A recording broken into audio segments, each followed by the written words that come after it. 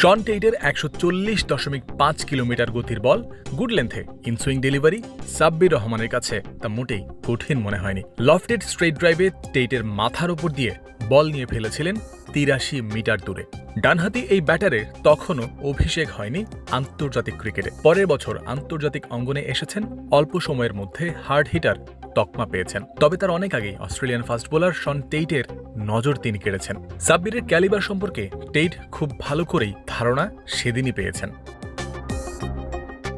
২০১৩ BPL এর ঘটনা এটা। টেইট তখন খেলছেন চিটাগং কিংসে, সাব্বির বরিশাল বার্নার্সে। আজ ১৩ বছর পরে এসেও শন টেইট ভোলেননি সাব্বিরের কাছে খাওয়া সেই ছক্কার কথা। সাব্বিরের শহর রাজশাহীতে বসেই সেই ঘটনার স্মৃতিচারণ করেছেন বাংলাদেশের বর্তমান পেস বোলিং কোচ।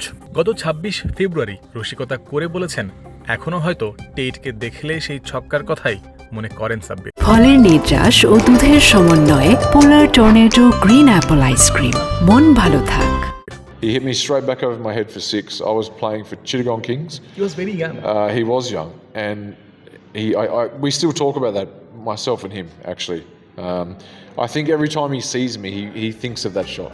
২০১৩ সালে সাব্বিরের যে বিগ হিটিং এবিলিটি শন টেইটের মনোযোগ আকর্ষণ করেছিল, ২০১৪ থেকে সারা বিশ্ব তা দেখতে শুরু করেছিল।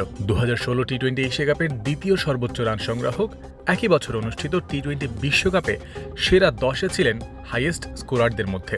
এই সাব্বিরের খেলা দেখে শন টেইটের মনে ধরেছিল বেশ। ক্রিক ফ্রেন্ডসের সাথে ইন্টারভিউ শুরুর আগে ক্যামেরার পেছনে এই কথা জানিয়েছেন, ক্যামেরার সামনেও সাব্বিরের সঙ্গে নিজের রসায়নের কথা বলেছেন। Yeah, well, this is his hometown, isn't it?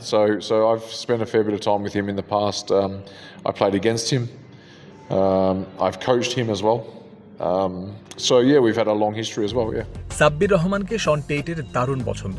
নিজের ব্যাটিং এবিলিটি বা ক্যালিবার দিয়েই সেই জায়গা করে নিয়েছেন এই ক্রিকেটার। ঠিক যেমনটা অগণিত ভক্তের মাঝেও তার তুমুল জনপ্রিয়তা। আজও সাব্বিরকে জাতীয় দলেই দেখতে চায় তারা। ঈদের আগের দিন এই ক্রিকেটারও জানিয়েছেন, জাতীয় দলে ফেরার লড়াইয়ে তিনি রয়েছেন, যুদ্ধ করে চলেছেন সিস্টেমের সাথে। জানিয়েছেন এই যুদ্ধটা তিনি চালিয়েও যাবেন। সাব্বিরের শেষ কথা, আল্লাহ পাক যেদিন হুকুম দেবেন সেদিন তিনি জাতীয় দলে ঢুকবেন। জয়ন্ত বিন্দু, ক্রিক ফ্রেন্ডজি।